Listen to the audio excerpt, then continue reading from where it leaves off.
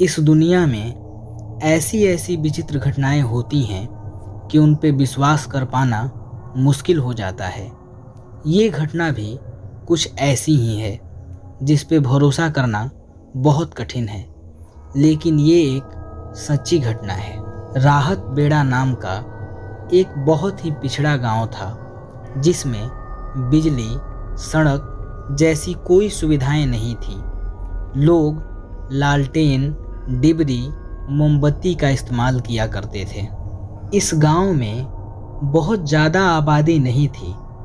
लोगों के घर भी दूर दूर बने हुए थे। वहाँ बिमला नाम की एक बुढ़ी औरत रहा करती थी, जिसे सारा गांव मौसी के नाम से जानता था। बिमला एक दाई थी, यानी बच्चे पैदा कराने वाली नर्स। गांव में आज भी ऐसी दाई हुआ करती हैं जो अपने हाथों और अनुभवों से बच्चे करा देती हैं। बात ऐसी थी कि पास के ही इलाके में एक महिला गर्भ से थी। उसका 6ठा महीना चल रहा था। उसका पति किसी काम से शहर गया हुआ था।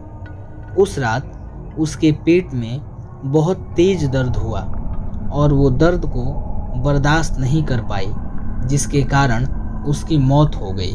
जब तक कोई दाई को बुला पाता, उस महिला ने दर्द से दम तोड़ दिया।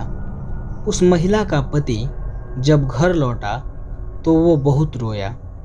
उसने गांव वालों के साथ लाश का अंतिम संस्कार करके उसे कब्रिस्तान ले जाकर जमीन में दफन कर दिया।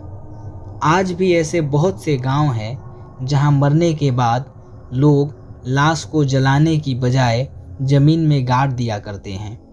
पत्नी की मौत का सदमा उसे बर्दाश्त नहीं हुआ और कुछ दिन के बाद वो भी गांव छोड़कर कहीं चला गया। 3 महीने बीत चुके थे इस घटना को घटित हुए। एक रात जब बिमला अपने घर में सोई हुई थी, तब उसके दरवाजे पे दस्तक सुनाई पड़ी। कोई बहुत जोर जोर से दरवाजे को पीट रहा था। इन आवाज़ों से बिमला की नींद खुल गई। 60 वर्ष की बिमला अकेली ही रहा करती थी। उसके आगे पीछे कोई नहीं था इस दुनिया में।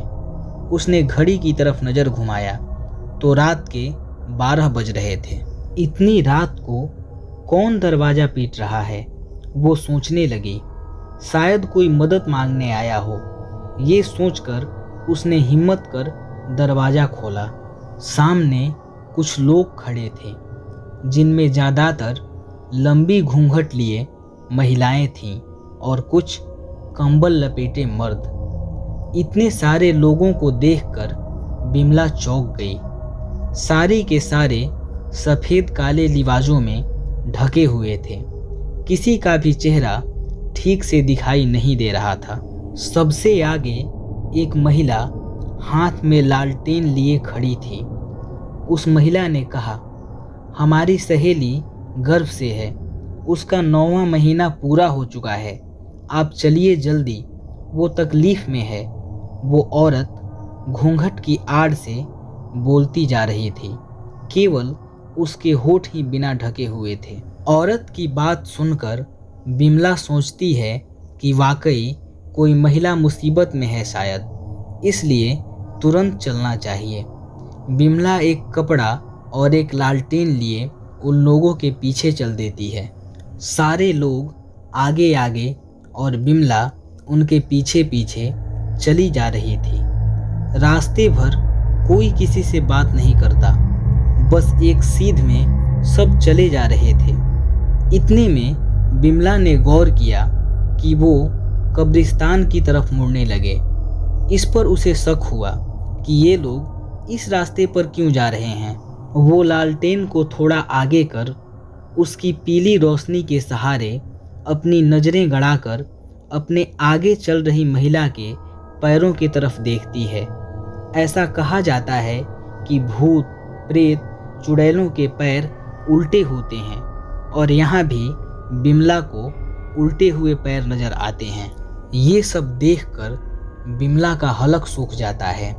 वो समझ जाती है कि इन लोगों के साथ आकर उसने कितनी बड़ी गलती कर दी है, अब भागे भी तो कैसे। इसलिए बिमला उन लोगों के पीछे चलती रही। थोड़ी ही देर में वो सब कब्रिस्तान पहुंच गए, जहां एक गर्भवती महिला दर्द से कराह रही थी। बिमला ने देखा कि ये वही महिला थी जिसका 3 माह पूर्व गर्भवती अवस्था में दर्द से इंतकाल हो गया था, जिसे इसी कब्रिस्तान में दफन किया गया था। शायद आज उसके डिलीवरी का वक्त हो गया था।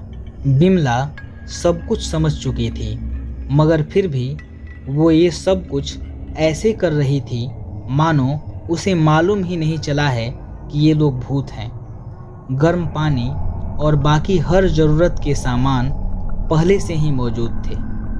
कुछ देर बाद महिला एक बच्चे को जन्म देती है, जो कि पहले से ही मरा हुआ था। महिला का दर्द अब खत्म हो जाता है।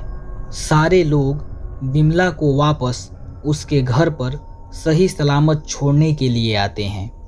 घर के दरवाजे तक पहुंचने के बाद लालटेन पकड़ी औरत बिमला को धन्यवाद कहती है, साथ ही कहती है कि जाओ, सो जाओ और किसी से कुछ मत बताना। इतना कहकर वो जाने लगती है और बाकी सब भी जाने लगते हैं। उस रात बिमला को नींद नहीं आई। सारी रात बस उस घटना के आकलन में निकल गया कि ये सच था या कोई डरावना सपना। सुबह होते ही उसने बातों बातों में इस घटना का जिक्र अपनी पड़ोसी महिला से कर दिया। उसी रात बिमला की रहस्यमयी तरीके से मौत हो गई। अगली सुबह बिमला के घर में बिमला की लाश बरामद हुई।